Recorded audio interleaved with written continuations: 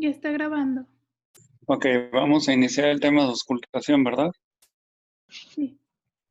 Bueno, la auscultación en los campos pulmonares es una auscultación que se lleva a cabo buscando los espacios intercostales para que haya mayor transmisión de los ruidos respiratorios, de las vibraciones vocales y de cualquier otro fenómeno que se pueda escuchar. La que sigue.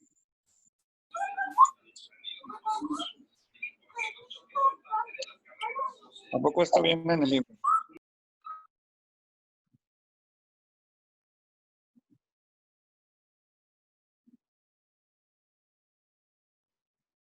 Déjeme checo el libro porque no sé. Bueno, digo, podemos seguir la intención de la clase, pero bueno, se me hace raro, no recuerdo que esto venga en el libro. Entonces, en general, eh, para la auscultación no es cierto que usemos la campana, usamos el diafragma. Sí, la campana no es práctica en la auscultación de ruidos pulmonares porque se tendría que volver una palpación, una colocación muy superficial de la campana y como el paciente está haciendo movimientos respiratorios, es muy difícil estar moviendo la campana al mismo compás que se mueve el tórax durante la respiración. Entonces se usa el diafragma apoyándolo con firmeza, digo suave, pero firme sobre, sobre la pared torácica. Bueno, entonces el diafragma es lo que usamos en general. Lo que sigue. Muy bien. En general se le pide al paciente que respire con la boca abierta. De esa manera no hay resistencia al flujo del aire en la nariz, porque en ocasiones problemas como sinusitis o desviación de tabique o hipertrofia de cornetes nos pueden provocar un flujo respiratorio con características de sibilancia. Entonces, es mejor que lo haga con la boca abierta, metiendo y sacando el aire a través de la boca. ¿La que sigue?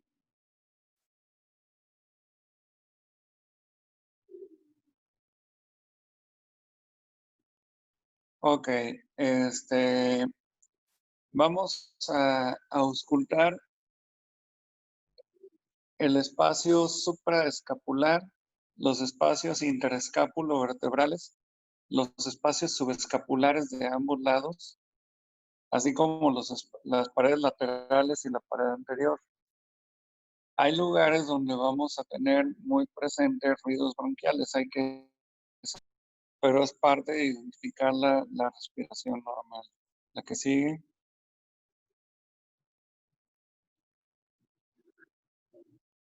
Ah, no, no, esto también está muy, no. O sea, si el tórax tiene mucho vello, lo único que se hace es que se aplica con un poco más de firmeza el diafragma y eso evita el roce del vello por debajo del mismo. El diafragma, me estoy refiriendo al diafragma del estetoscopio. La que sigue. A ver, no es buena idea que mojen al paciente, ¿eh? Definitivamente no es buena idea. Muy Doctor, bien. eso viene en el libro. Que lo mojen. Sí. Sí, No, viene no así. es buena idea. La mayoría de los pacientes que van a, por ejemplo, yo en cada consulta ausculto al paciente en lo cardiovascular y en lo respiratorio. Y por supuesto que no lo voy a mojar de ninguna manera. ¿Sale? ¿La que sigue?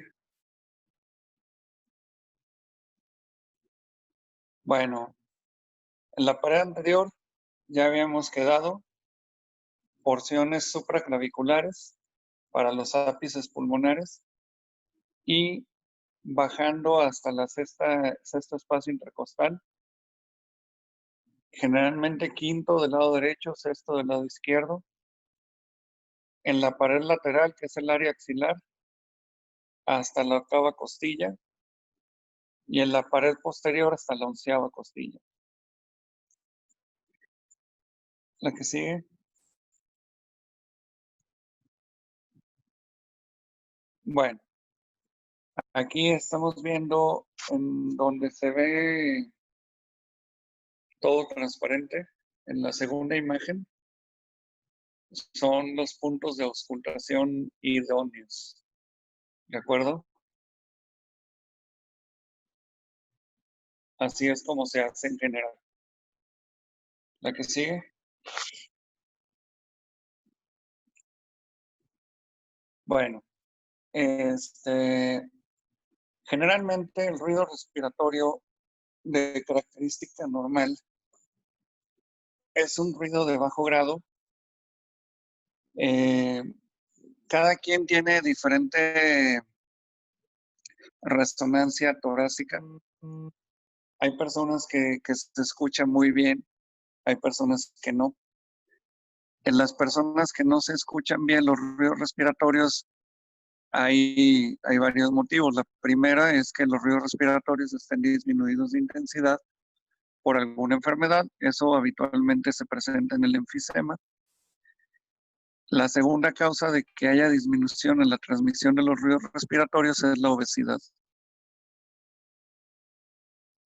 Entonces, cuando tú escuchas los ruidos respiratorios normales, tienes que ir comparando una zona con la otra para saber que son normales. Y cuando escuchas un ruido respiratorio anormal, tienes que seguir escuchándolo comparativamente para saber cuál es la extensión del problema que está provocando los ruidos anormales. Los ruidos anormales más comunes son dos. Son los estertores crepitantes y son las sibilancias. Los estertores crepitantes se producen cuando hay líquido en el espacio intersticial o en el espacio alveolar, y las sibilancias se producen cuando hay una disminución en el calibre de los bronquios, cuando hay broncoespasmo. Esos son los dos ruidos anormales más frecuentes en el aparato respiratorio. Un tercer ruido raro, pero que sí pueden alcanzar a escuchar ustedes, es el frote pleural. El frote pleural por un problema de inflamación de pleura o un fenómeno de aumento de secreción de líquido con inflamación de la pleura. Pero en general esos son los tres principales ruidos que deben de aprender a escuchar. Muy bien. Ahora, en la auscultación, generalmente le vamos a pedir al paciente que meta aire profundo, lo saque, y en ocasiones esa inspiración profunda le puede desencadenar un reflejo tosígeno. Está bien seguirlo auscultando mientras tose, ya que eso nos va a permitir apreciar la diferencia entre uno y otro. Podemos estar escuchando un poco de estertores y después de que tose se escucha ya libre de estertores. ¿Qué quiere decir? Pues que había una flema atorada ahí que liberó con la tos. Algo muy importante,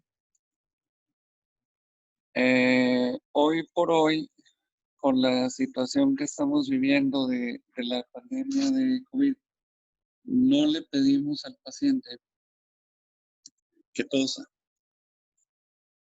Sí, no se expongan. Y como va a haber rato de esta pandemia, si es que nos permiten que regresen a prácticas al hospital el siguiente semestre, no vamos a ser muy cuidadosos con el manejo de vía aérea. Bueno, la que sigue. Muy bien. Generalmente la auscultación, información sobre la intensidad de los ruidos respiratorios, pero también nos habla mucho sobre la capacidad ventilatoria del paciente. Te puedes dar cuenta muy bien cuando le pides al paciente que inspire profundo, el cambio de ampliación y amplexación en la respiración profunda con respecto a la respiración normal. Y si es un cambio muy significativo, entonces quiere decir que el paciente tiene una capacidad vital normal. ¿Qué quiere decir capacidad vital? La capacidad vital se evalúa con un método de estudio que se llama espirometría. La capacidad vital es la máxima capacidad de aire que tiene el paciente como capacidad en una inspiración y en una expiración forzada. O sea, es la máxima cantidad de aire que puede meter el paciente y la máxima cantidad de aire que puede sacar.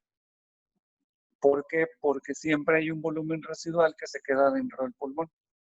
Pero el hecho de que tengas una capacidad vital normal, casi siempre te habla de que tienes una función pulmonar conservada desde el punto de vista ventilatorio. Ahora, el que haya ausencia de fenómenos agregados en los ruidos respiratorios, pues también confirma la normalidad de la respiración. Si hay presencia de sonidos añadidos, tendrás que evaluar cuál es la causa. Entonces, lo que les mencionaba ahorita, estertores crepitantes, personas mayores de 75 años y los estertores crepitantes son bilaterales, causa más común, insuficiencia cardíaca. Personas mayores de 75 años y los estertores crepitantes son unilaterales, causa más común, neumonía. Y luego, persona de cualquier edad, estertores crepitantes unilaterales, neumonía. Persona de cualquier edad, sibilancias presentes, broncoespasmo. Y luego ya le pones el apellido. Si es un niño, es muy probable que sea una crisis asmática. Si es un adulto mayor, sibilancias más estertores, es muy probable que se deba a una congestión cardíaca. Si es un adulto mayor con sibilancias y con tórax en tonel, bronquitis crónica. ¿Sí me explico? Ahora, cuando tú auscultas, además de pedirle al paciente que respire profundo, que meta y saque aire profundamente, le vas a pedir que repita una palabra. La palabra que más usamos en español es uno, uno, uno, uno, por el tono de voz. La clínica francesa, que fue una clínica súper famosa, porque eran muy detallistas en el estudio clínico del paciente, sugiere la pronunciación del número 33. Sin embargo, la pronunciación del número 33 en francés es una pronunciación que es un tono grave, ¿sí? En español no es así. Entonces, decir el número 33 en español pues, no te ayuda de gran cosa. Entonces, con que digas el número 1 es suficiente.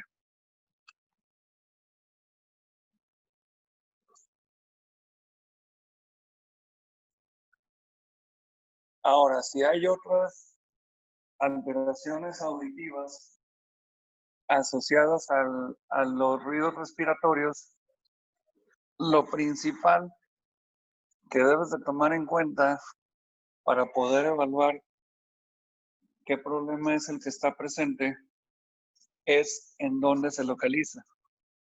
Durante la inspiración o durante la expiración. Y eso te va a ayudar a poder investigar más cuál es el problema. ¿La que sigue? Muy bien. ¿La que sigue?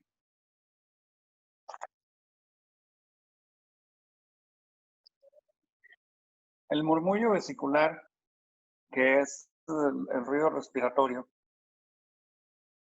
es lo que te da el ruido, pues. Habitualmente en condiciones normales, cuando tú respiras, tienes un movimiento inspiratorio y va inmediatamente seguido de un movimiento expiratorio. A menos que tú quieras lo contrario.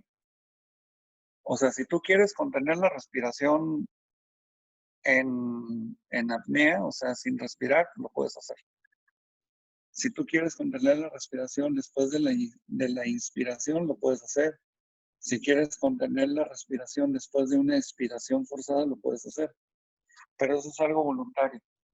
La respiración normal mantiene prácticamente un flujo constante de aire a través de las vías respiratorias. Obviamente, en la fase inspiratoria es para que entre el aire y en la fase expiratoria es para que salga el aire. ¿De acuerdo?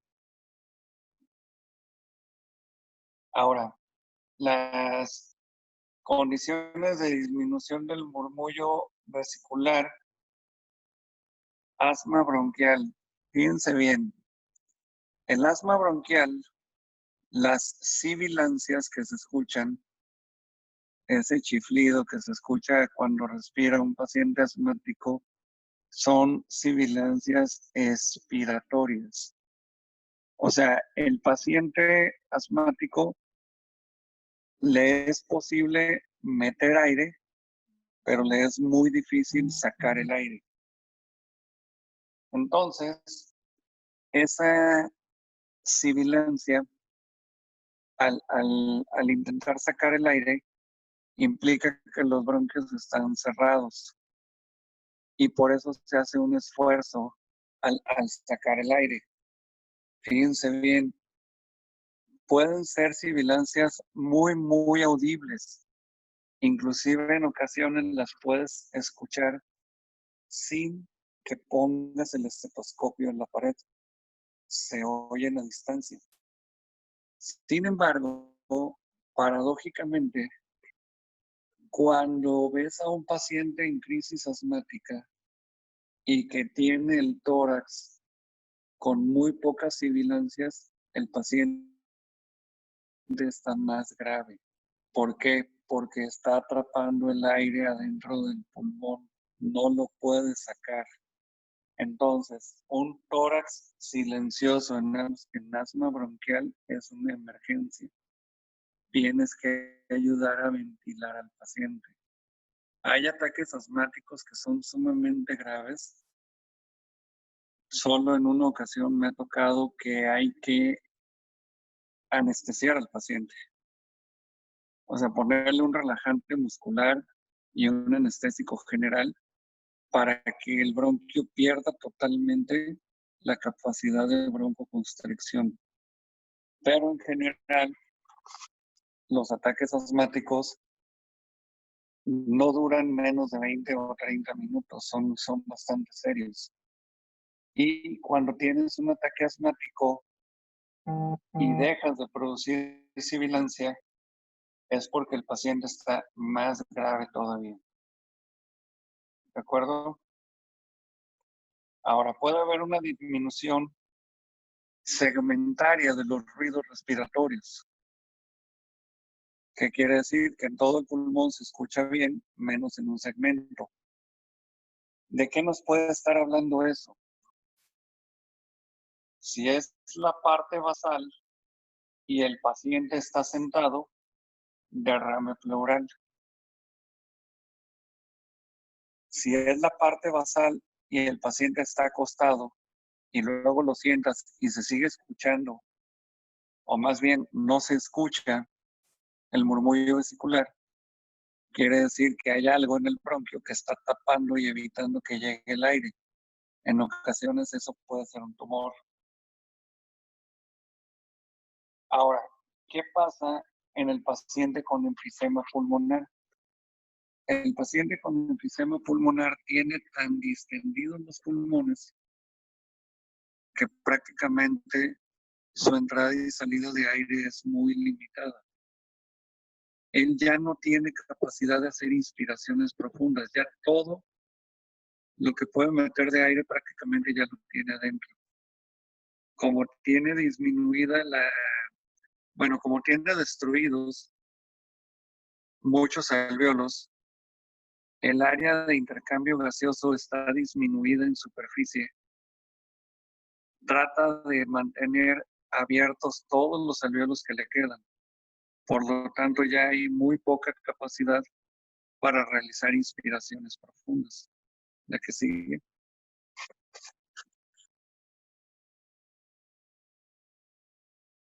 Bueno, cuando estás aquí en los ruidos bronquiales, en este sonido bronquial que mencionan aquí como fuerte y agudo, es la sibilancia.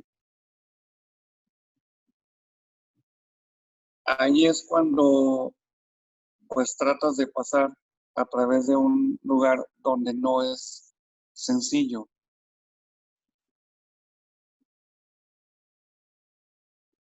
Muy bien.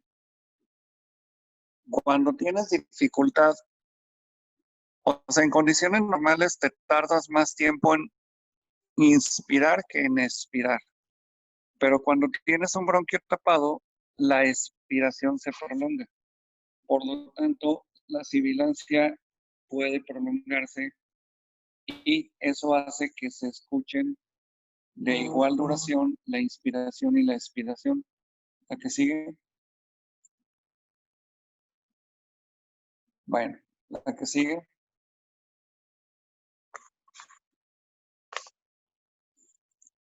La respiración de tipo, o los ruidos respiratorios de tipo tubular, se escucha así porque menciona como si estuvieras escuchando a través de un tubo. ¿Sí? Es un sonido, pues en cierta forma más definido, como una entrada y salida de aire a través de un tubo, como cuando soplas a través de un popote. Esto se encuentra, ese tono bronquial tubular se puede encontrar en neumonía y en colapso pulmonar por edema agudo de pulmón, por derrame pleural, y se puede encontrar cuando hay alteraciones en el drenaje bronquial. Esto generalmente está asociado a bronquitis infecciosa y a neumonía. Muy bien. El sonido de caverna generalmente son transmisión de sonido, pero como si hubiera un espacio hueco. Esto es, el sonido baja un poco de intensidad, se escucha más grave de lo normal. Y esto en general es porque hay una caverna y no tejido pulmonar donde fluye el aire.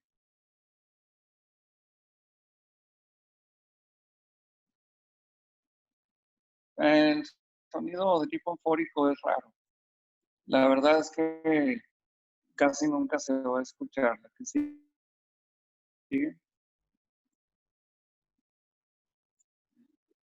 Bueno, ¿qué pasa si no hay ruidos respiratorios?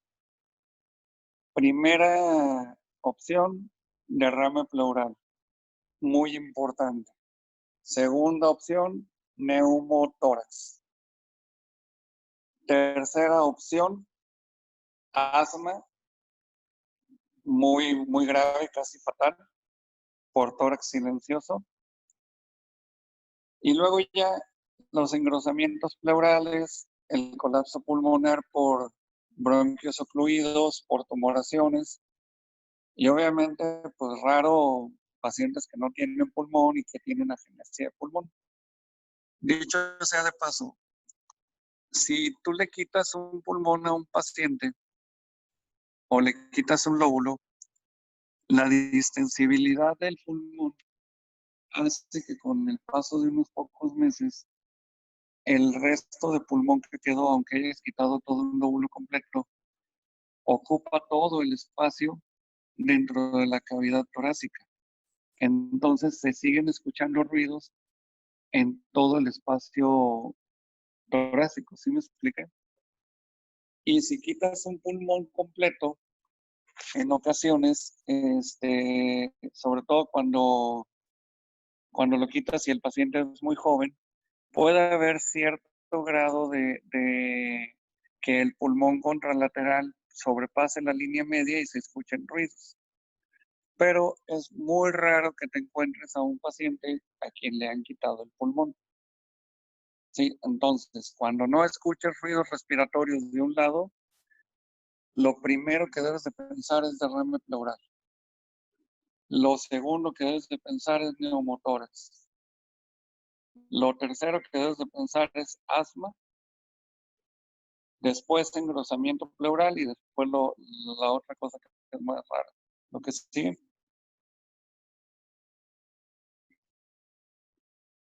Ok.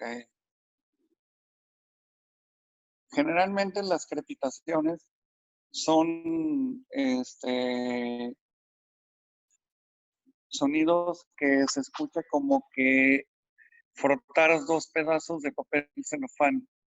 Sí, así se oyen los crépitos. Y esa crepitación, generalmente, si son muy superficiales, muy finos los ruidos, son alveolares. Si son crepitaciones muy intensas, ya el líquido va a nivel bronquial.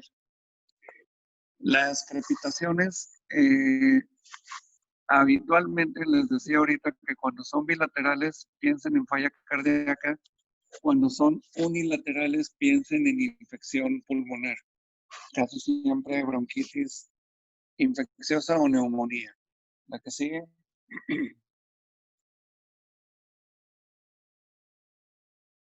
Bueno, aquí viene la explicación si es inspiratoria o expiratoria. La verdad, a veces es un poco difícil en el paciente diferenciar si es inspiratoria o expiratoria, pero en general, apréndanse esto. Ruidos crepitantes quiere decir que hay líquido en el pulmón. Desde el espacio intersticial, el espacio alveolar o el espacio bronquial. Pero hay un exceso de líquido o un exceso de moco. ¿De acuerdo? La que sigue.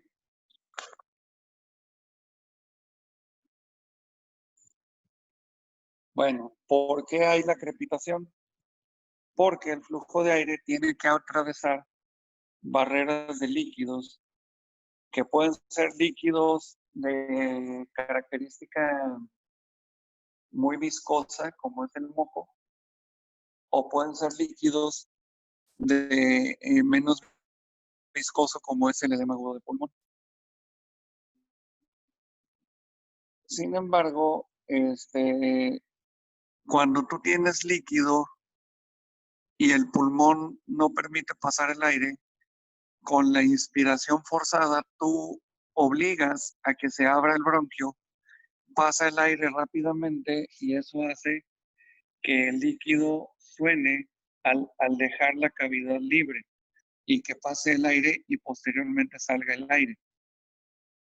Sí, es como un ejemplo si ustedes dejaran caer algo plano sobre una superficie de agua.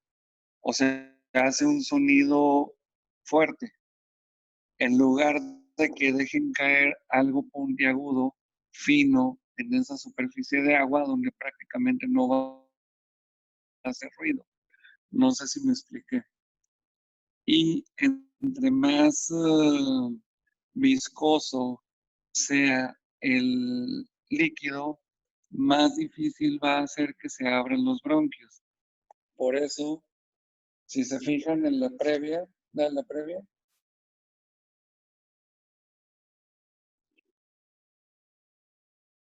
te habla de final de la inspiración en problemas inflamatorios más graves, ¿sí? Enfermedad pulmonar intersticial, neumonitis, bronquiectasias. ¿Por qué? Porque te habla de un bronquio que es difícil de abrir. La que sigue. Bueno, fíjense bien. Generalmente, si tienes crepitaciones finas, pero sin expectoración, puedes indicar una enfermedad pulmonar de tipo intersticial. Si los ruidos crepitantes se acompañan de expectoración, entonces estás hablando de que está enfermo el parénquima pulmonar. ¿De acuerdo? ¿Sí quedó claro esto? O sea, si hay poco líquido que todavía no llega a los alvéolos, los ruidos crepitantes son muy finos. Si hay un exceso de líquido que ya llegó a los alvéolos o los bronquios, pues a más líquido, mayor sonido. ¿Sí quedó la idea? Sí. Ok, la que sigue.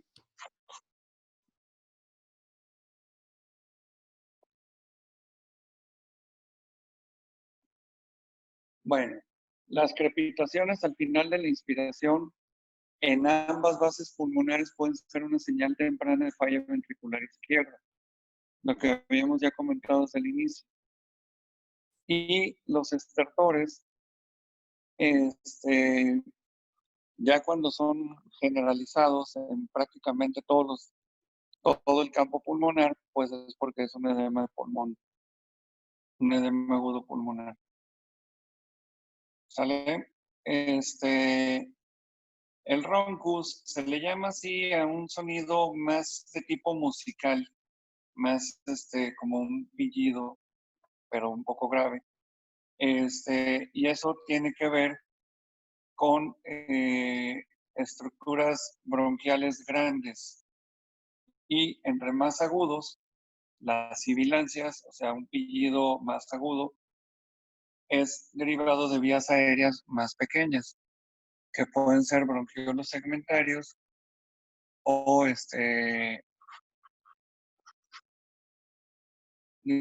bronquios segmentarios o bronquiolos. ¿La que sigue? Tipos de sibilancia. Muy bien. Las sibilancias es el resultado del aire que pasa a través de una reducción en un segmento de la vía respiratoria. ¿De acuerdo? O sea, no está tapado por completo y es